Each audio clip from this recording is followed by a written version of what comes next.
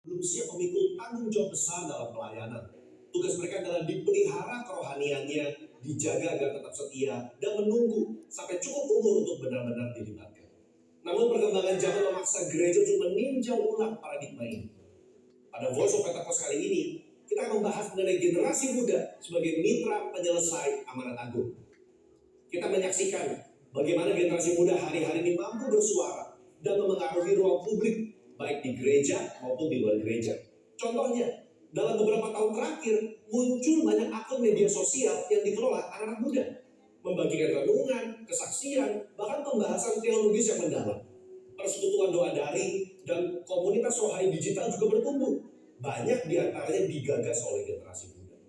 Mereka bukan lagi sekedar penonton, tetapi penggerak. Satu hal yang jelas, suara generasi muda diperhitungkan. Alkitab sendiri menunjukkan bahwa Allah tidak pernah membatasi karyanya pada usia tertentu. Dalam perjanjian lama, Samuel masih sangat muda ketika dipanggil Tuhan untuk menyampaikan pesan profetik kepada Imam Eli. Pada masa ketika firman Tuhan jarang, Allah justru memilih seorang anak muda untuk memulihkan suara kenabian. Kualifikasi utama bukanlah usia, melainkan kepekaan rohani. Kita juga menemukan kisah seorang gadis Israel yang menjadi tawanan perang dalam rumah Naaman. Tanpa nama, tanpa jabatan, tanpa kuasa struktural, namun kesaksiannya membuka jalan bagi mujizat kesembuhan dan pengenalan akan Allah Israel di bangsa asing. Ia adalah contoh bahwa misi Allah seringkali dimulai dari keberanian sederhana seorang anak muda. Panggilan Yeremia pun terjadi saat ia masih muda. Ketika Yeremia beralasan, Tuhan, aku ini masih muda. Tuhan menjawab, janganlah katakan aku ini masih muda. Allah sendiri menegaskan otoritas panggilannya atas generasi muda. Gereja harus menyediakan ruang bagi generasi Yeremia untuk bertumbuh dan melayani sekarang. Dalam perjanjian baru, Yesus menegur murid-muridnya yang menghalangi anak-anak untuk datang kepadanya.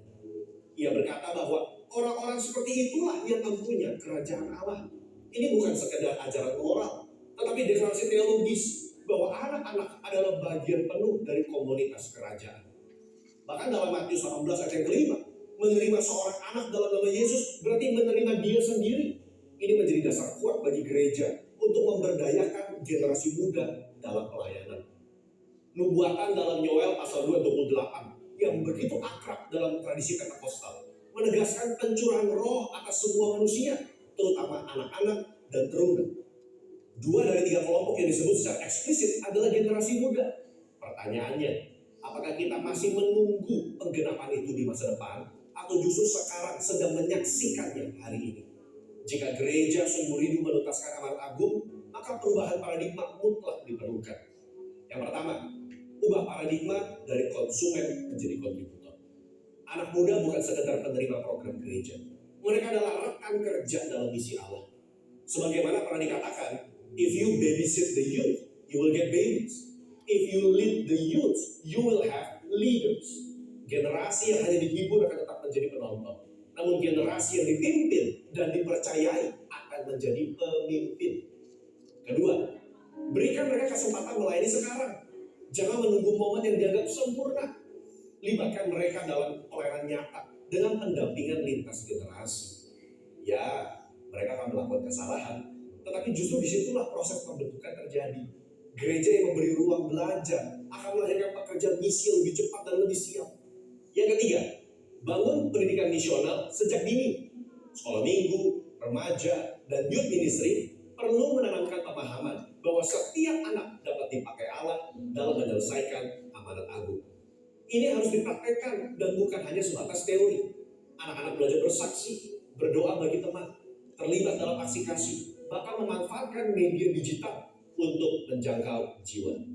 Kita hidup dalam era di mana batas geografis semakin kabur. Generasi muda adalah digital native yang memiliki akses luas untuk bersaksi lintas kota dan lintas bangsa. Jika Roh Kudus dicurahkan atas mereka, maka potensi misi yang terbuka jauh melampaui generasi sebelumnya.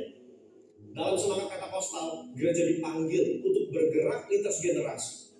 Generasi muda bukan hanya pewaris gereja di masa depan, tetapi mitra pelayanan hari ini. Ketika mereka diberi visi yang menyala, mereka akan memberikan hidupnya bagi visi itu. Sudah waktunya kita berhenti berkata, tunggu sampai mereka dewasa.